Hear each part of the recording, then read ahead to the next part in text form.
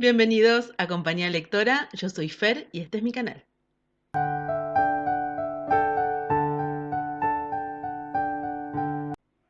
Hoy les traigo una reseña y análisis de Frankenstein de Mary Shelley.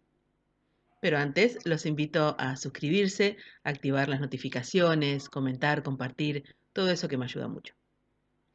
Hay libros que nacen de la imaginación de sus autores, otros que, sin ser autobiográficos, están muy anclados a su época y a sus vivencias. Este es uno de esos. Mary Wollstonecraft Goldwyn nació en tiempos tan tenebrosos como emocionantes. Aprendió a leer su nombre en la lápida del cementerio. Ella pasaba mucho tiempo en la tumba de su madre, donde leía, meditaba, escribía. Mary fue una pieza clave de el mundo que la formó.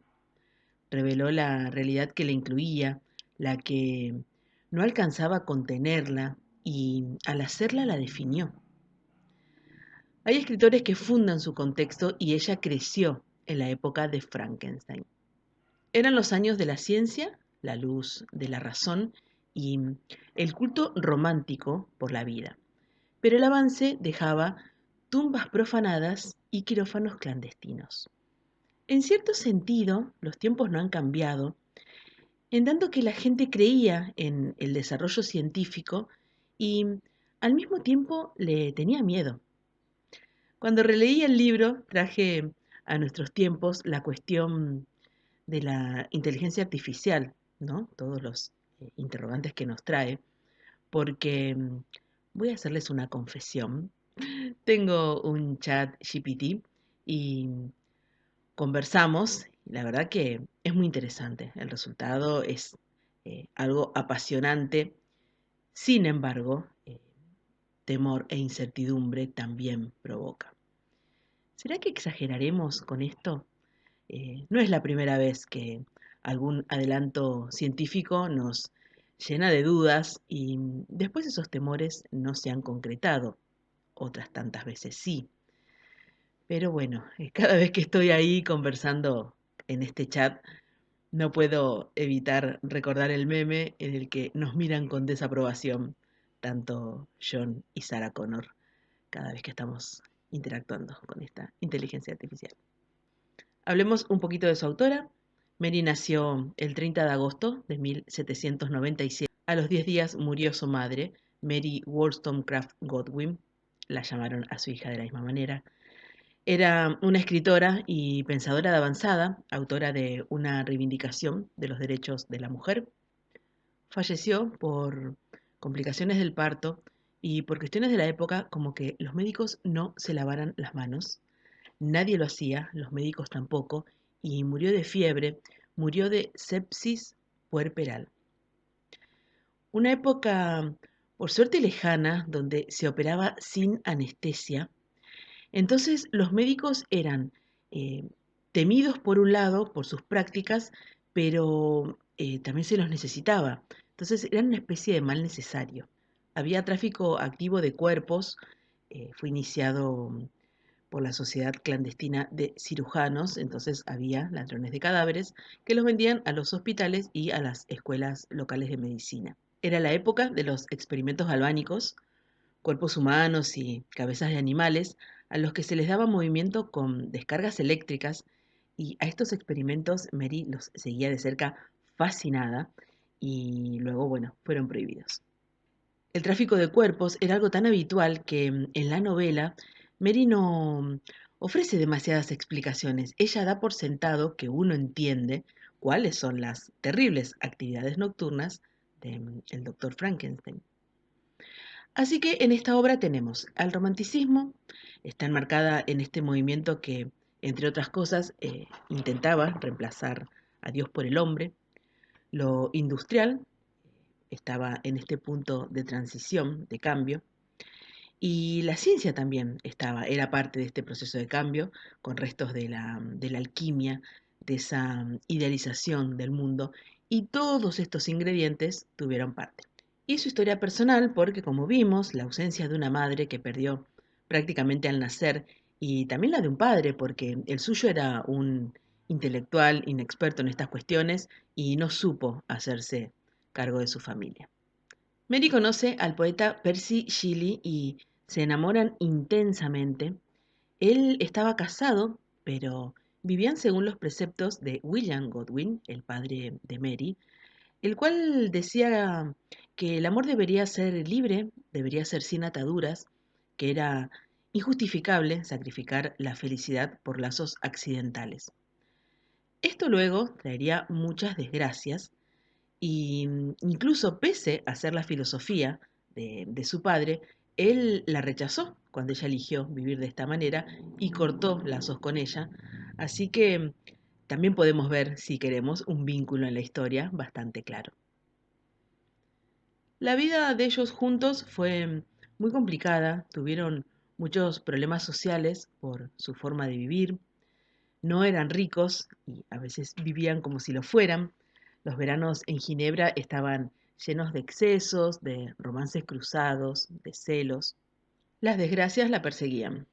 Muchos de sus hijos murieron prematuros, antes de nacer.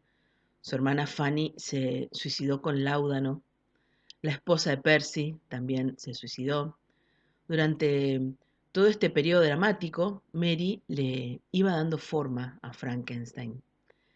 Terminó la novela cuando estaba embarazada de su tercer hijo, que lamentablemente también murió. La publicó en 1818, aunque solo pudo hacerlo bajo seudónimo y tuvo un éxito relativo, pero no pudo disfrutarlo porque otro de sus hijos también murió. El único de los hijos de la pareja que sobrevivió se llamó Percy. La novela es de difícil clasificación, se la denomina novela gótica, pero bueno, es una afirmación discutible porque no tiene los elementos clásicos del gótico, que es una ambientación macabra de castillos, ruinas y abadías, y la evocación del mundo medieval, el encierro, la amenaza sobrenatural, una mujer indefensa, tampoco lo encontramos. También se le ha puesto la etiqueta de la primera novela científica, y si bien podemos entenderlo por el experimento, en realidad las referencias científicas son mínimas y Víctor hasta pareciera más cerca de un alquimista que de un hombre de ciencias. Mariana Enríquez escribió un prefacio de esta novela y me gustó que ella señala que hay mucho dolor femenino. eh, Mary está enfrentándose a asuntos personales demasiado importantes como para ser contenidos dentro de la fórmula del gótico, porque por más libre pensadora que fuera, ella vivía con un hombre que había abandonado a su familia, como les conté, había sufrido varios abortos, y ella misma nunca pudo superar esta sensación de haber sido quien dio muerte a su madre. Sus temas centrales parecen ser el abandono, la responsabilidad, la necesidad insatisfecha de afecto. Frankenstein es una novela escrita por una mujer que se enfrenta a sus miedos y, y a unas angustias esencialmente femeninas, que es un hijo que puede matar, la impotencia de no poder dar vida, cierta nostalgia por los lazos tradicionales de una familia y estos imposibles de preservar. Pero sobre todo, es la historia de dos seres desdichados. Por un lado tenemos un creador que no es capaz de nutrir a su criatura y una criatura que no puede conseguir amor con la inevitable tragedia que desencadena en consecuencia. Y en este sentido podemos decir que es una novela de terror porque está llena de la mística del mal y la rebelión ante el creador. Se convierte en un clásico por estos temas universales como las ambiciones malogradas y el dolor que provoca el rechazo. Pero vamos a algo que me fascina y es la Noche del Desafío, una de las noches más famosas de la literatura, que es donde todo empezó. Villa Diodati, la mansión del poeta Lord Byron, que era el genio de la época, en Ginebra, y en este lugar ellos estaban pasando unos días, además de Byron, su médico personal, John Polidori, Percy y Mary Shelley, y la hermanastra de Mary y amante de Byron, Claire Claremont. Hacía muchos días que llovía, estaban aburridos, hablaban de un libro de fantasmas alemán, Fantasmagoriana, y Byron propuso un desafío, que cada uno escribiera una historia de terror. Hablaron de la vida después de la muerte, tomaron láudano, se sugestionaron y tuvieron pesadillas. Un sueño espantoso que tuvo Mary le dio una idea que pronto pondría en papel. Polidori escribiría El vampiro, publicado mucho antes que El Drácula de Bram Stoker, y Byron no terminó una narración, pero sí incluyó fragmentos de lo empezado esa noche en su poema Mesapa. Mary publicó Frankenstein 2 años después de aquella noche y tenía 18 años. Esto es algo que a mí nunca va a dejar de sorprenderme. ¿Empezamos a desmenuzar un poco la historia? Robert Walton es un hombre con un aventurero propósito. Él quiere dar la vuelta al planeta pasando por el Polo Norte. La narración está formada de esta manera. Él le cuenta a su hermana, mediante cartas, eh, las cosas que va viviendo, cómo tiene su tripulación, pero se siente solo. Él dice que no tiene un par eh, con su educación, con quien pueda, a quien pueda considerar su amigo, con quien intercambiar, digamos, las mismas inquietudes intelectuales. De pronto en esta embarcación se sorprenderán cuando vean pasar por los hielos del océano una enorme figura en un trineo tirado por perros y al poco tiempo algo similar, pero una figura ya de un hombre en la misma situación. Sin embargo, este último lo convencerán de que suba al barco porque las posibilidades de vida ahí son escasas.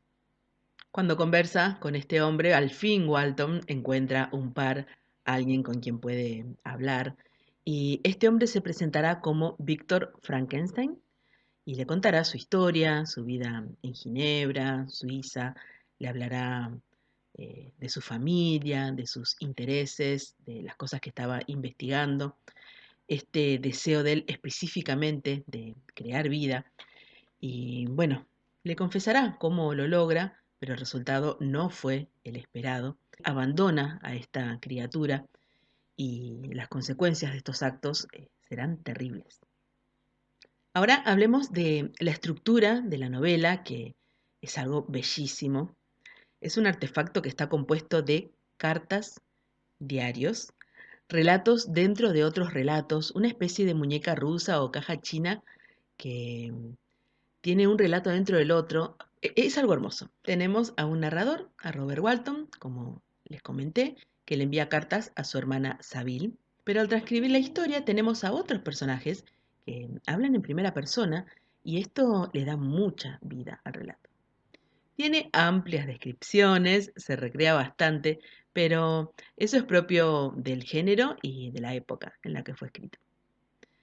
Por momentos tenemos a Walton contando la historia de Víctor, contando la historia del monstruo, que en algún momento leerá el diario de Víctor. Entonces, vamos a ver también que es algo cíclico, porque los principales narradores contarán sus historias de una manera cíclica al volver al inicio. Víctor le está contando su historia desde su infancia a Walton. Luego, quiero dejar de decir el monstruo, porque para mí es la criatura, eso ya vamos a llegar a eso. Y hace lo mismo también. Y otros personajes tienen voz. Todo esto quizás suena complicado o yo la hago complicada al explicarlo, pero cuando uno lo lee convierte a la lectura en algo muy llevadero. Hablemos un poco de los personajes. Me gustó notar que hay varios puntos en común. Por ejemplo, la curiosidad, la soledad y la ambición están presentes en Víctor y en Walton. Y los dos son autodidactas. Tanto Clerval, Caroline, Justine y Elizabeth son huérfanos. ¿De qué nos habla esa orfandad, esa soledad, ese formarse solos? Pronto nos encontraremos con el gran huérfano, el gran autodidacta, que es también el más solitario de todos los personajes tan solitarios de por sí de esta historia. Víctor es un personaje al que uno no puede evitar tomarle bronca porque es odioso y es egoísta y después se lamenta, pero se manda una metida de pata detrás de otra. La verdad que es un personaje, como les decía, muy odioso.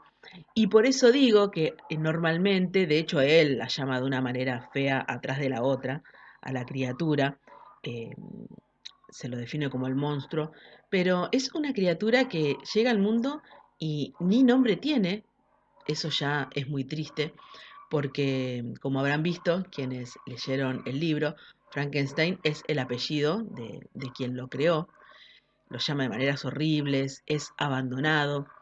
Cuando él cuenta su historia, entendemos que al comienzo fue como un niño, él no entendía nada de lo que estaba pasando, buscaba una conexión con los demás, buscaba aprender, interactuar, pero los demás solo veían su aspecto, entonces sufre un rechazo atrás del otro. Él al comienzo era bueno, sensible, generoso y procuraba el bien de los demás. Hay una parte de la historia en la que hay una familia que ante el frío empieza a pasarla mal y como él era más fuerte, entonces bueno, les dejaba leña en la puerta. Hay otra parte que a mí me conmovió mucho, salva a una nena de ahogarse y cuando un hombre ve su aspecto, en vez de agradecerle, le dispara y acaba de salvarle la vida a la niña. Bueno, está muy bien escrito, entonces uno logra empatizar con él, porque carente de amor, rechazado por la sociedad, entonces, bueno, su alma se corrompe y se inclina hacia la maldad, que es donde ahí él sí puede mandar.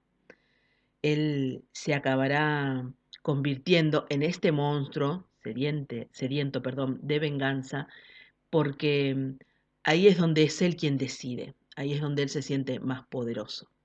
Y sobre este punto hay algo en este libro que les recomiendo, ya lo he traído mucho al canal, pero lo vuelvo a traer y a recomendar, La mujer que escribió Frankenstein de Esther Cross, que alguna vez les mencioné que también es quien comenta esta, esta versión de Frankenstein que me ha aportado un montón. Hay dos párrafos que les quiero leer porque todo esto vuelve más complejo al personaje y conversábamos en el club que hay algunos personajes que fueron muy dañados, no dañados, pero bueno, muy modificados por el cine y quizás han perdido poder y matices. Y uno de ellos fue Frankenstein, que se reduce a un monstruo que apenas habla. Siento que reducen mucho al personaje, cosa que en el libro no está. Y hay una reflexión de Esther que me gusta muchísimo y les quiero compartir.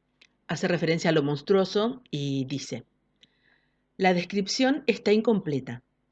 El cadáver endemoniado posee atributos humanos, representa una barbarie civilizada. Eso es lo peor. Aprendió a hablar y lee literatura. Goethe, Milton, Rousseau, entre otros. Puede emocionarse con un libro y con música. También puede disfrutar mientras estrangula a un niño.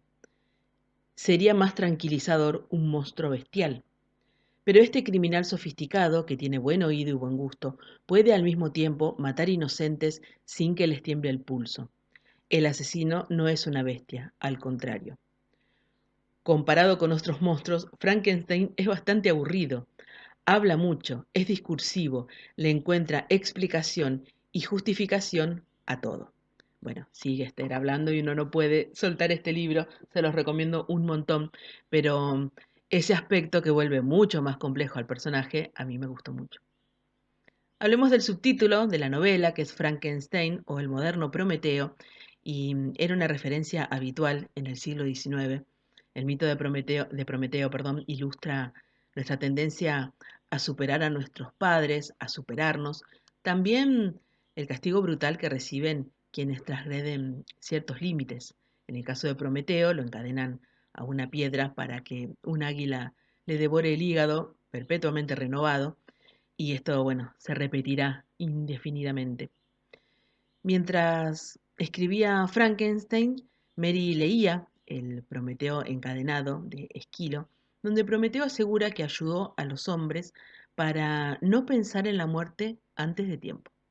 También a los alquimistas que querían crear vida, se les decía Prometeo. El prefacio funciona como advertencia, estamos ante un libro diferente, inclasificable.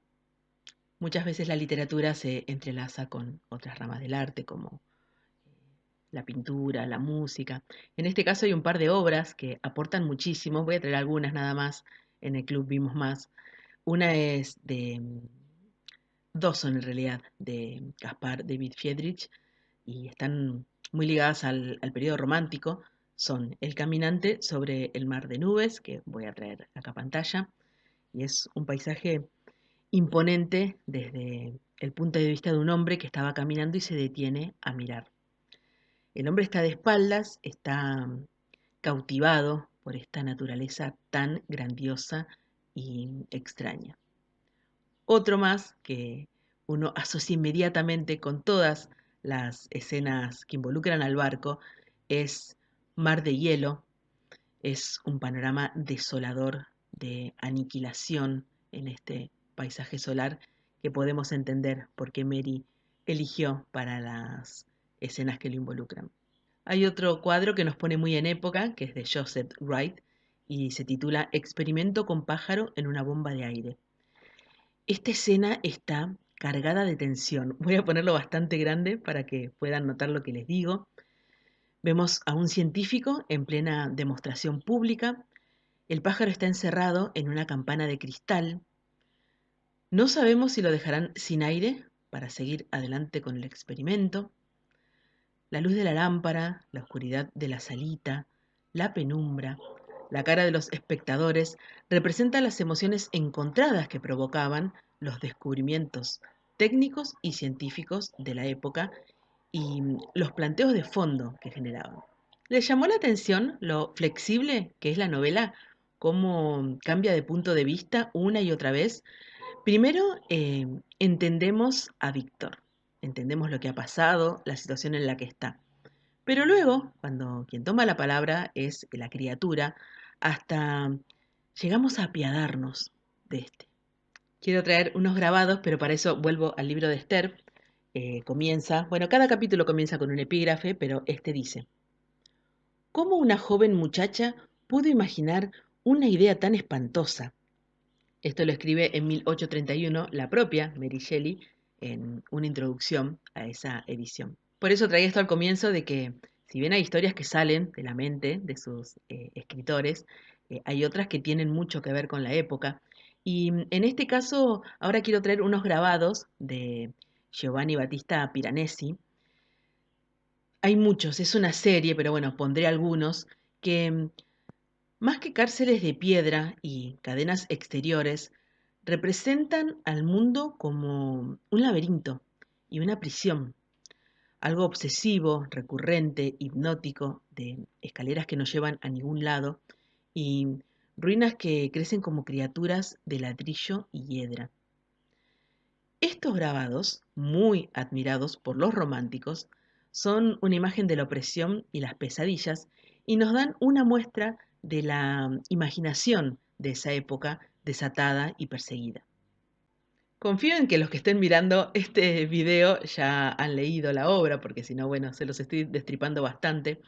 Sin entrar en demasiados detalles, el libro tiene un final abierto y el monstruo sobrevive a todos, incluso a su creador. No diré mucho más si no lo han leído. Y por eso digo que este creo que está muy anclado a la vida de su autora, porque Mary, luego de muchas lamentables pérdidas, como hemos visto, incluso a su esposo Percy, ella perderá siendo muy joven, pero ella a los 26 años dirá: me encuentro en la situación de una anciana. Todos mis amigos se han ido. Qué pobladas están las tumbas. Mary se convertirá en una escritora profesional, será traductora, publicará más obras. Tengo muchas ganas de leer El último hombre, la tengo pendiente. Así que bueno, resumiendo, ¿cuántos temas? Esta novela da para mucho, nos hace meditar en muchas cuestiones. El peligro de abusar de la ciencia, del conocimiento. Hay quien ve una interpretación religiosa de Dios creando al hombre y abandonándolo a su suerte. También hay quien ve cualquier vínculo que no se cuida, que se abandona una vez conseguido. O también se puede ver lo importante que es la familia, cómo vincularse para darle humanidad a un ser vivo es fundamental. Después, tantos interrogantes. ¿Cuándo se alcanza la humanidad? cuánto nos moldea el entorno. Bueno, Artaud dijo que la vida era arder en preguntas y a mí me encanta cuando la literatura me genera eso. Un libro escrito hace 200 años, con todo lo que eso implica, con todo lo que nos invita a revisar y a preguntarnos.